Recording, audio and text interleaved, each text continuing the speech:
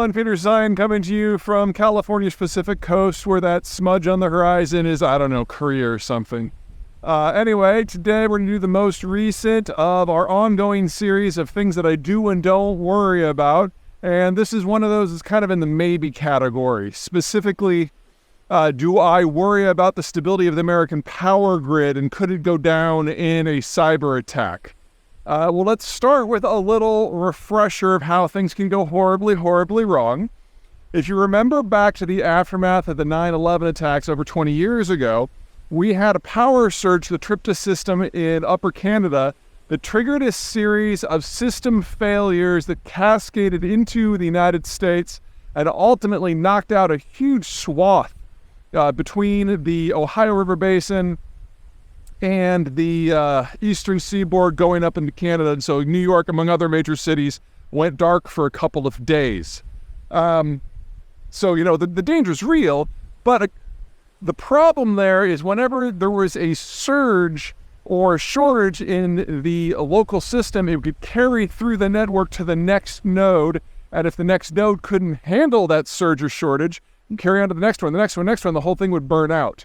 So while there was certainly a very real concern back in the early 2000s about that being weaponized against us, everyone certainly knew what the problem was and spent the next several years trying to patch up and especially putting kind of power breaks and firewalls in between the systems so you wouldn't have a cascading failure in the case of attack. So that's kind of piece one.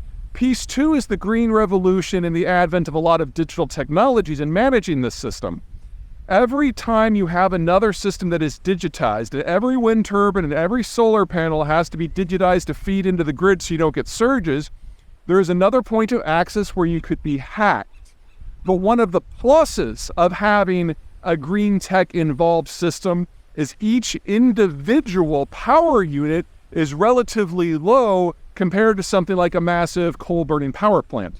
And so you might be able to short out some issues, and you might be able to cause a brownout, but the idea that will cascade is not very likely because you can't take a singular massive point of power production or consumption offline with a single hack. Does it make you hack proof? But it certainly makes the system more resistant, and even some basic cryptography within the system can provide a degree of insulation that was not possible in an older analog system. The third thing is keep in mind that no matter how bad it gets, there's an upper limit to how much damage can be done because the United States grid is not one thing.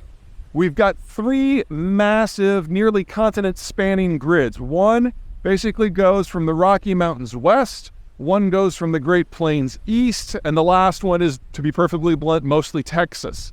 The connections among those three grids are very, very thin. There aren't a lot of wires that cross those seams. So even in the worst case scenario, you're only talking about a third of the country going down. But even within that makes it sound a lot worse than it really is. Because most parts of the grid, most generation, most consumption is within a much smaller network. Unlike most countries, we don't have a single power generator and provider. We don't have dozens, we don't have hundreds, we've got thousands. Most independent communities have their own power grid with their own power generation and their own consumer base. And while there are links among those, many, it's not like they're all part of a single network.